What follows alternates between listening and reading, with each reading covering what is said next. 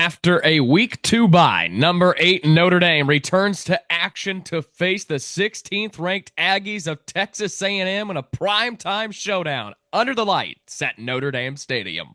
By Samardzija, inside the 20, inside the 10, he's going in! Notre Dame has scored! Go!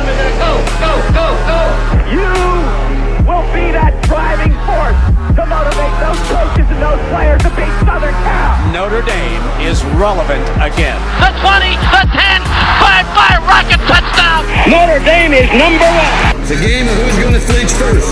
We know that isn't going to be Notre Dame.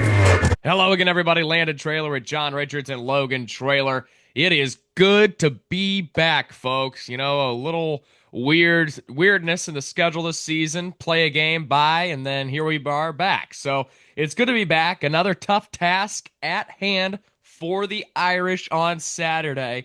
JR, what's the biggest improvement that you would like to see from this squad after a week off? Well, definitely you got to go straight to the offensive line. The run game, some of that goes with scheme and opportunity. But Texas A&M, they're going to be ready. Their defense hasn't looked particularly great in the first 2 weeks against some lesser opponents, but definitely line of scrimmage. And you can throw the defensive line in there as well.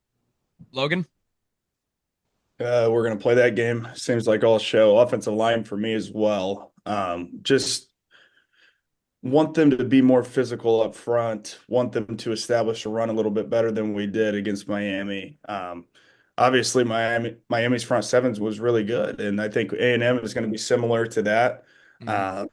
We saw that last year, but I think at the end of the day, the offensive line has to improve if we want to compete for a national championship. And, Denbrock, has got to get the ball to Jeremiah Love. That's another thing I want to see. I want to see our best players getting the ball, especially in important situations. So those two things for me are really what I want to see. I want to continue to see CJ improve his confidence, continue to throw the ball down the field, make some plays, but overall offensive line and getting Jay Love the ball. Absolutely. And, JR, it's another tough task at hand for this Notre Dame season.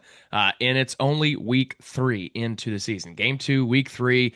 Other teams, they play Grambling State. No shot at Ohio State. They play the number 1 team in the country. I'm just saying, they deserved a little break. But it was just a metaphor. But, you look at Michigan, they play Central Michigan and New Mexico. We're here taking on Texas A&M in week 3.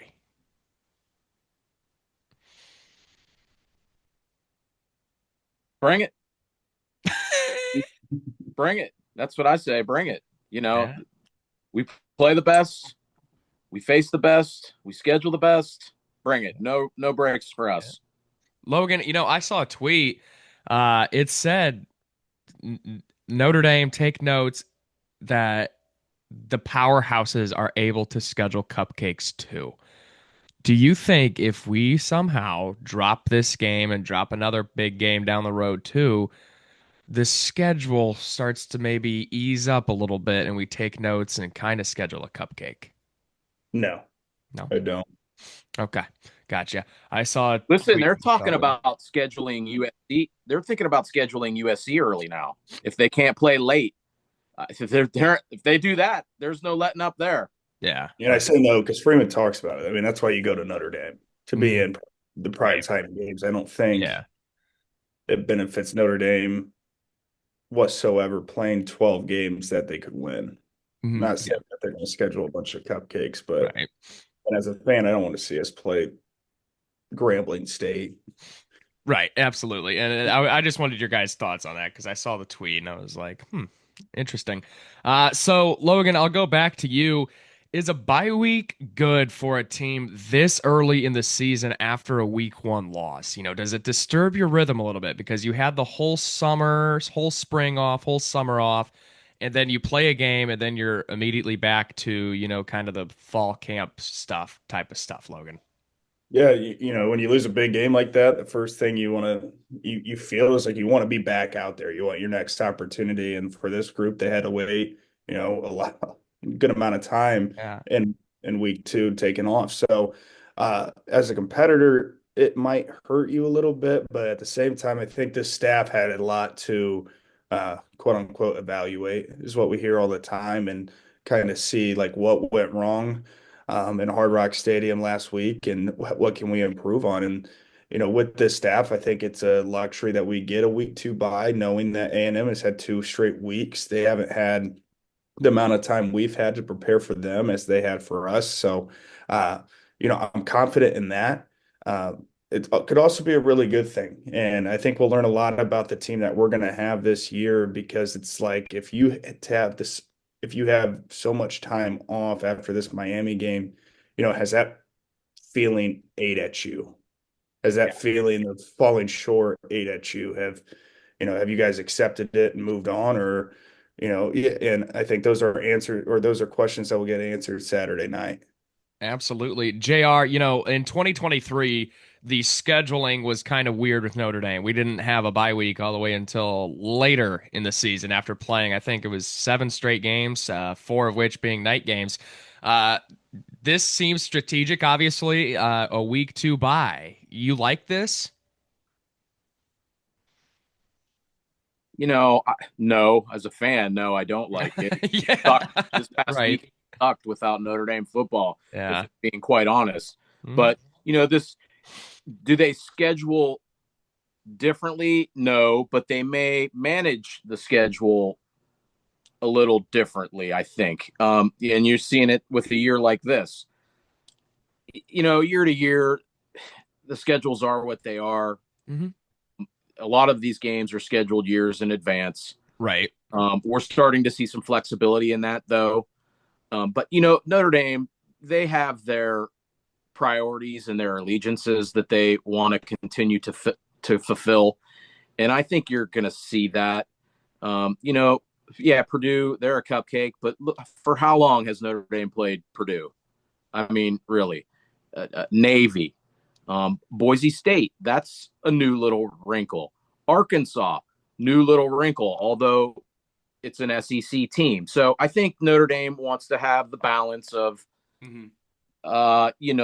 their rivals, their conferences that they want to fulfill. But as a fan, yeah, it sucked. I don't like to buy that early.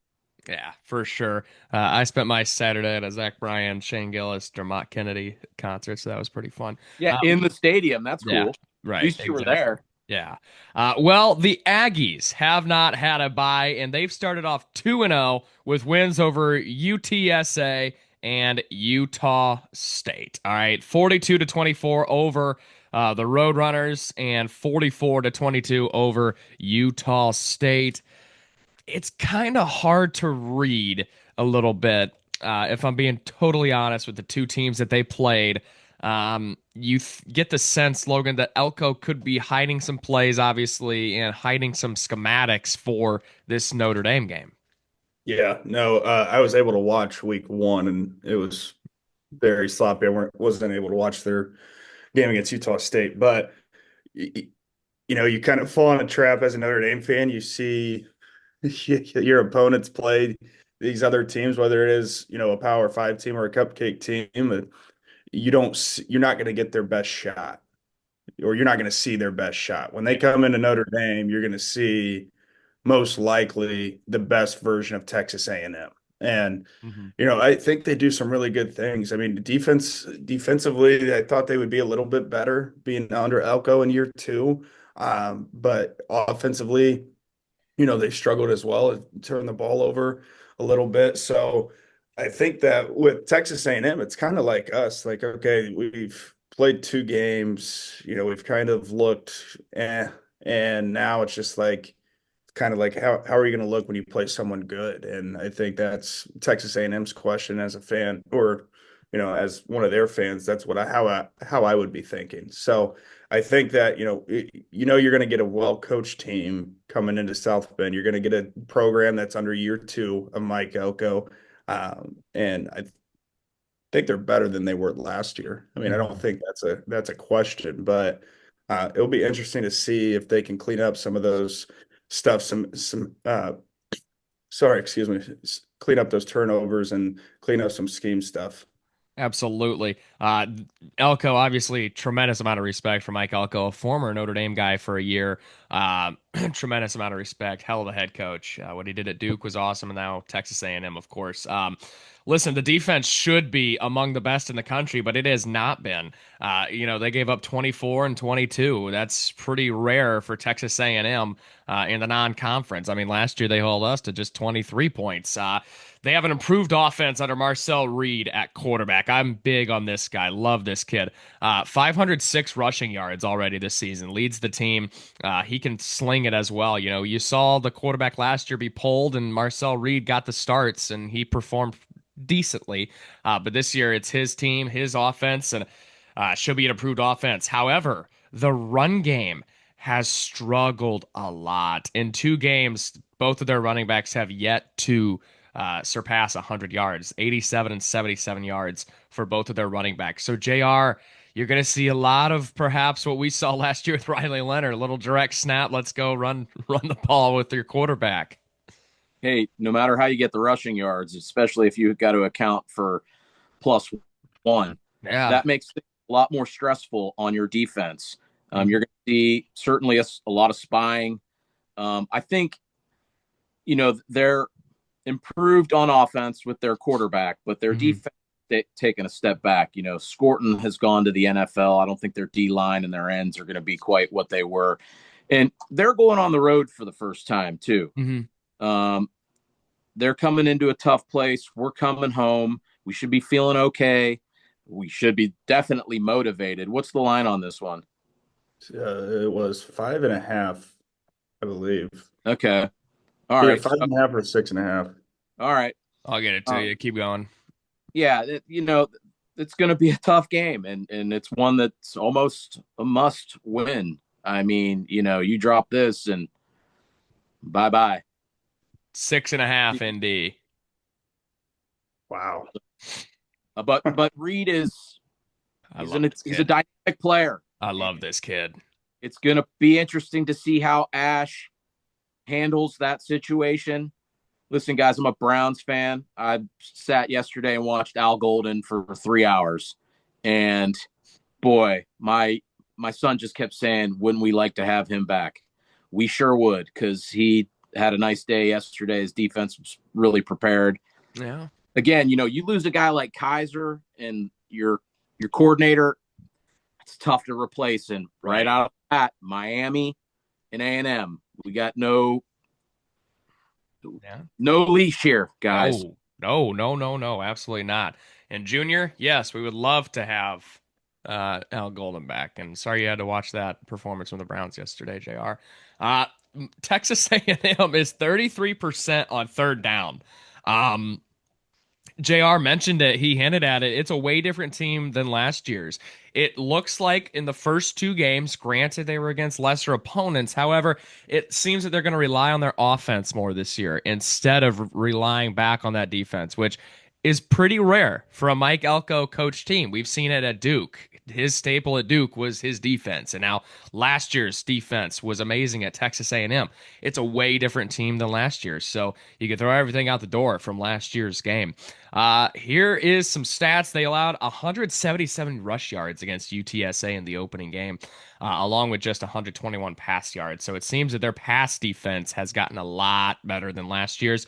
And then versus Utah State, just 78 rushing yards, along with 172 passing yards. So they got their 2 tune-up games. Now they hit the road before SEC play begins. I kind of like how they scheduled this. They play their first 2 against lesser opponents, then they go on the road, get ready for conference play. So good scheduling on their part. Meanwhile, guys, we dropped week 1, and this feels like a must win at home in prime time. An 0-2 Notre Dame. It just doesn't seem like we would have a lot of work to do. I mean, we would have a lot of work to do to be 10-2 and even be considered to be among the 12 best to get in.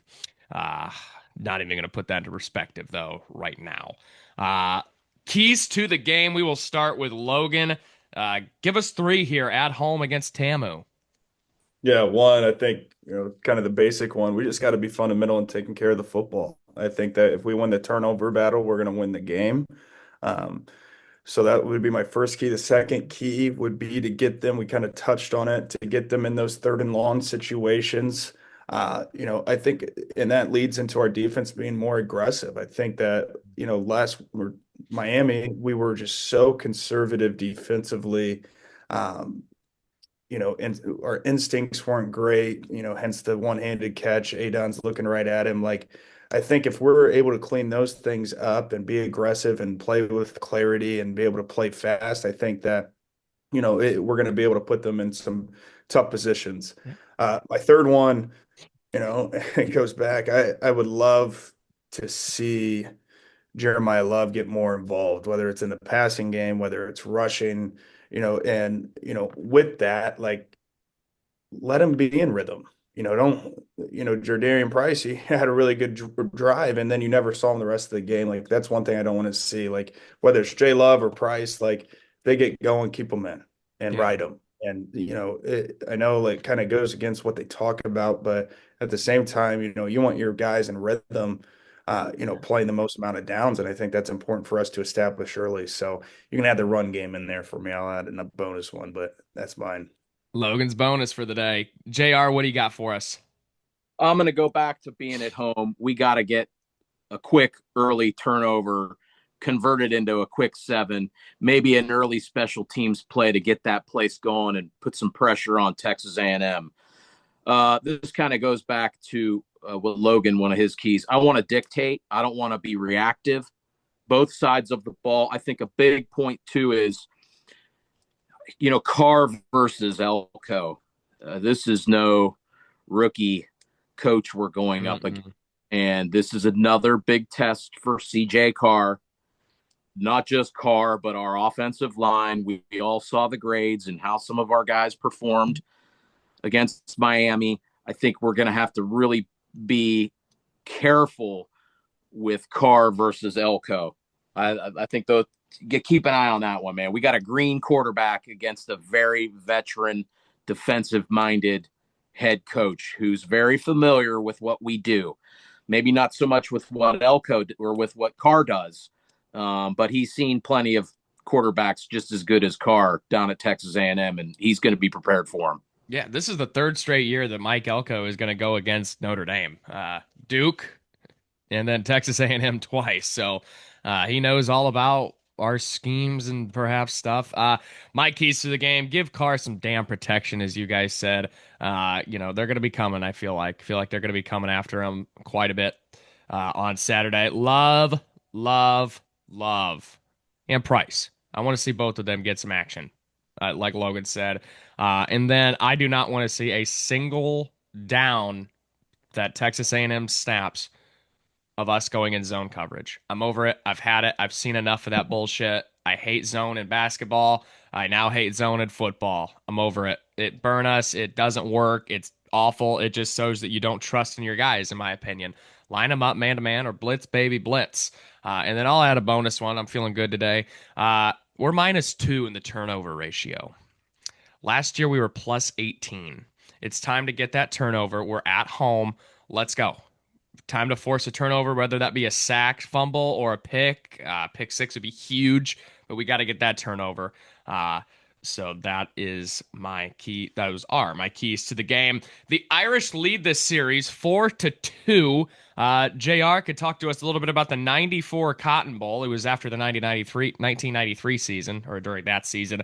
Has to be the most famous game in this series. 24-21 for the Irish. Gave us a shot still at the national championship before Free Shoe U decided to, they decided to give it to Bobby Bowden. Yeah, they did. I think they were ranked 5th at the time, A&M. Mm-hmm. And I'm not sure who Free Shoe U played, but I don't think it was as strong of an opponent that we faced. But, they were sympathetic to Bobby at that point. It was a great game, a classic in the series. And we had played them a couple of years prior in 87, I believe. The very last year. We played them in the 93 Cotton Bowl. Kicked their ass. Yeah. Okay. So then in '87 we played them with Tim Brown, Yep. and they drilled us on Yes. a cold like New Year's Day. Mm-hmm. Um, I think R.C. Slocum was the coach in '93.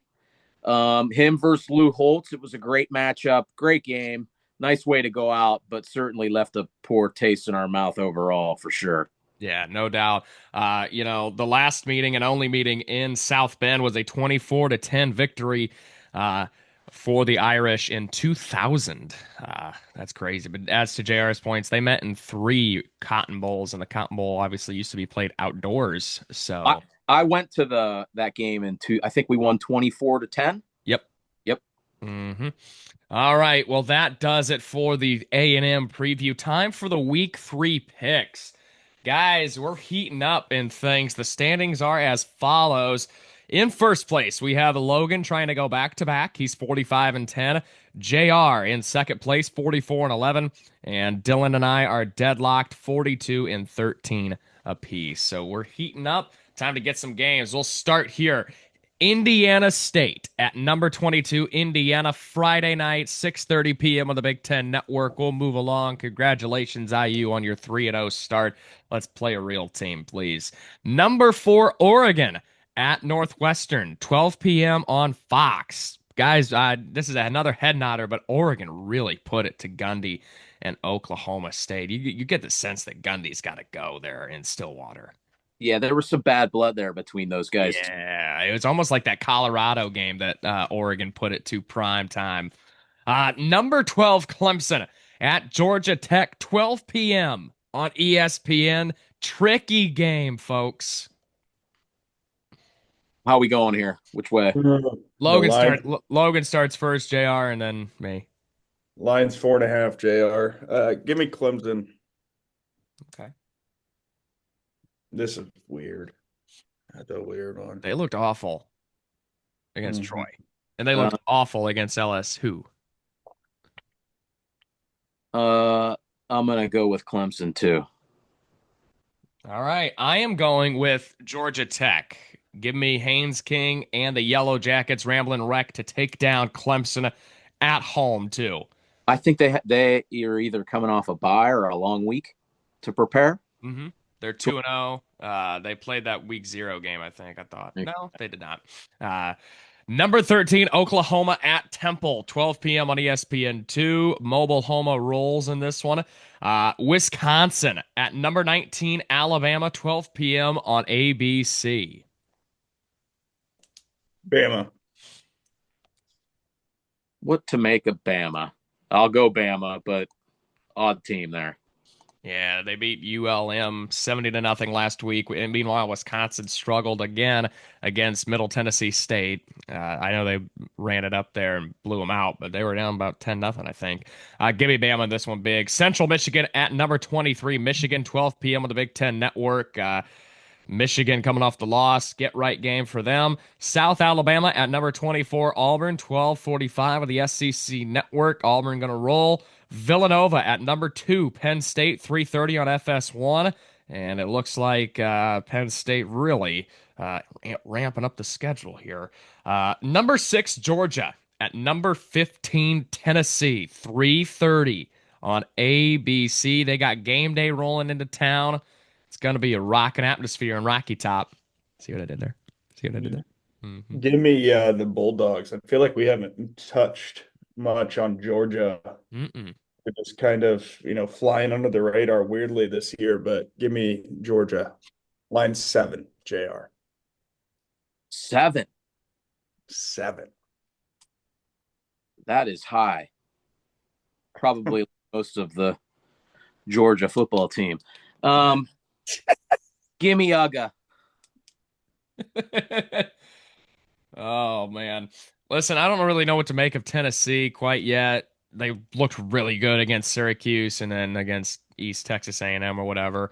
Georgia, it looks like they that was a surprising score against Austin Peay. I know there's some weather in there, but this is one that I didn't write down last night, and I am gonna go with Tennessee at home to knock off Georgia. I don't think Georgia is what they used to be, in my opinion. Maybe I'll have to eat crow next week, but So be it. I will take Tennessee. I'll go with my gut here. Oregon State at number 21, Texas Tech, 3:30 on Fox.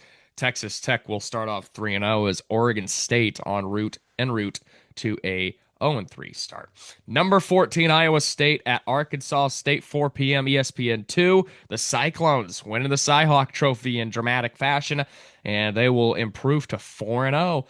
Louisiana at number 25, Missouri, 4 p.m. on ESPN Plus. Mizzou coming off of a good performance against the Kansas Jayhawks, sneaking into the rankings. Number 18, South Florida at number 5, Miami, 4:30 p.m. on the CW network.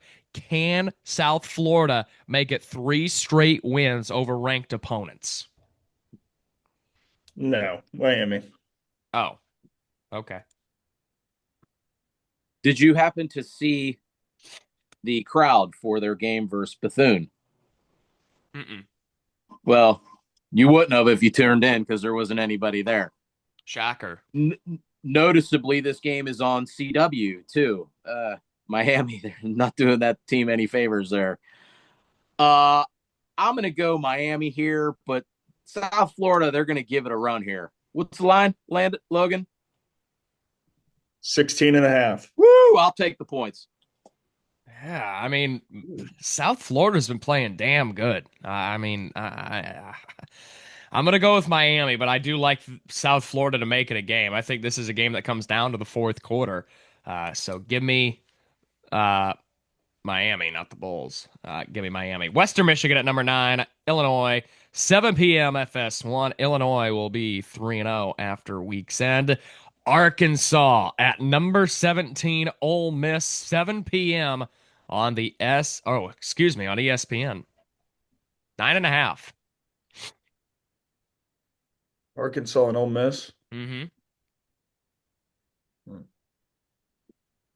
Games in Give me Ole Oxford. Miss. Lane train. Woo woo. Yeah, it'd be huge if Arkansas could sneak out a win, kind of ramp up their resume a little bit for us coming to town. However, I'm going to go with Lane Train and the Rebels. Florida at number 3, LSU, 7:30 on ABC. Florida's season relies heavily on this game because their schedule ramping up here in the next 5 straight weeks. Give me BK. I mean, they didn't exactly Mm-mm. light the world on fire this past weekend. Mm-mm. I'll go BK. He can have it his way. Yeah, DK and BK can have it his way. There's a little love fest going on Facebook with Dylan and Brian. I'm gonna go with LSU here. Billy's done. Billy is done. Vandy at number 11, South Carolina, 7:45 on the SEC network. Vandy 2-0. This is a weird one too. Give me South Carolina, but would not be surprised if this one bites me. So Vandy came back and beat Va Tech, huh? They beat him bad, 44-20. Woo, they were losing early in that game. Line's 5.5. Looked like Enter Sandman was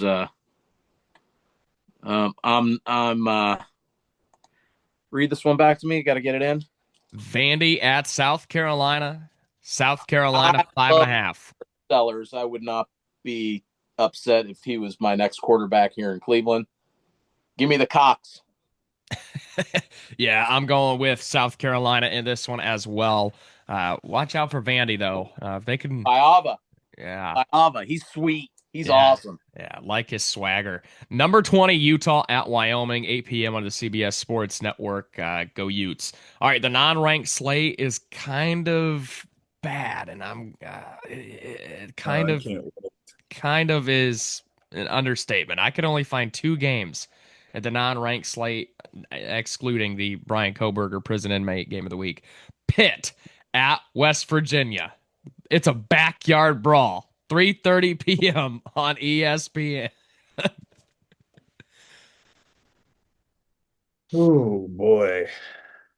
Oh boy. Oh boy. Oh boy. Koberg. Oh, jeez. Jesus. Yeah, Narduzzi. Give me Pitt. Oh. Got it. Ugh. Lines 2. Oof. Yeah, Uncle Pat. West Virginia, they just lost at OU, man. I know. The Bobcats. I know. I know. That's pathetic. Uncle Pat coming in town to Westford to Morgantown. Man, Sweet Caroline, eat shit, Pitt. I'll never pick Pitt unless they're playing the School of the Blind. I can't stand that jackass. Give me West Virginia at home in the backyard brawl. Minnesota at California, 10:30 p.m. on ESPN. This is the one game that I'll get to catch driving Logan and Bob home from South Bend on Saturday night. Keep me awake at the wheel here, hopefully. I like Minnesota. Yeah, 66 points last week. They put up 59 in the first half. Hmm. Oh, yeah. Give me Minnesota. Row the boat, baby. The boat, baby. Yeah, give me Minnesota. Dark horse team, perhaps, with PJ Fleck this season. All right, here we go. The Brian Koberger prison inmate game of the week. We have UMass at Iowa. 7:30 on the Big Ten Network. This game is going to be awful. If you watch this, you have serious problems, such as Brian Koberger. We So, have a Power 5 team and the prison inmate. yes, because I looked at it. The over under for this game is 44, and it's Iowa. So it's going to be a bad game. It's going to be, if you watch like I said, if you watch this game over any other games at 7:30 p.m., you have a serious problem. That's why it's the Koberger game of the week. Iowa rolls, though, obviously. I just thought I'd get that out there that it's going to be a terrible, terrible, terrible game.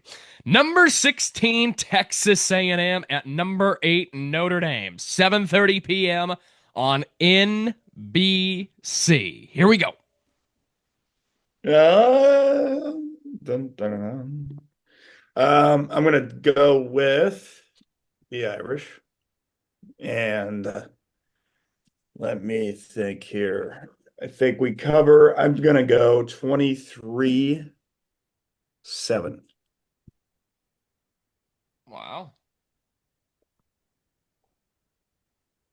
Interesting. That would be a very welcomed outcome. Mm-hmm. Um, guys, all wasn't lost in losing to Miami. We did gain some respect in playing them. In fact, we bumped up and we didn't even play. We're 8th in the AP. I'm not sure where we are in the coaches poll, but there's many that argue these polls are stupid right now. I guess, whatever. Everybody's got an opinion. I like Notre Dame here too in a bounce back. I think we're 4-2 against them overall. Last time we saw them at home, it was a 24-10 game. I was kind of leaning somewhere in the 27-14-ish range, but I'm going to revise that and go ND 26, A&M 20. Ooh. Close game. Close game. Hate to do it. I like the. I think the score may be indicative that that's close. I don't necessarily feel that that's how it's going to play out, though. I think we're going to be in comfortable control most of the game. I hope. Yeah. I hope. Yeah. Hate to do it, but I'm going with A&M 31-24 over the Irish. I know. I can't believe I'm picking against the Irish, but that's my final prediction. I'll keep it real. I just don't really. I haven't seen enough to pick us from last week or from 2 weeks ago, and I'm confident that they will prove me wrong. I am willing to take the hit in the standings for this one, but my gut says Tamu saw varsity's horns off. I need to see something to believe something, and not seeing us in week 2 led me to this prediction. So 31-24 Aggies in South Bend over the Irish. Hopefully I'm wrong. I'm very confused and baffled Yeah. here. I'm not understanding what side of the bed we woke up this morning. What do we got to do here? I This is the don't. first time you've ever picked against us. No, I picked a couple years back. I picked. At home, Hmm? at home too. Like, have you ever picked against us at home? No, not at home. Not at home. Never. I have never picked against us. I Yes. know. Jesus. I'm not happy. I'm not happy about it, but I gotta do it. I just we'll leave it at that. No, 31. no feeling picked up at the concert this weekend. No, No. back in the stadium magic. No, it was awesome. And I'm gonna be there 3 straight weeks. Concert, Tamu, Purdue. So that's awesome. But I'd classify Purdue as a great week, but okay. they're the Northern Illinois of the schedule this year. I'll give it to them, I guess. What are they? 2-0 now? Yeah.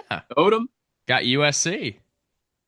Yeah, in prime time too. Yeah, they're 21 and a half point underdogs. So anyway, this isn't a Purdue show. 31-24, Tamu. Notre Dame takes on Texas A&M in a must-win game in South Bend Saturday night in prime time on NBC. You could catch it there. Have a wonderful day, folks. Have a wonderful week. Go Irish.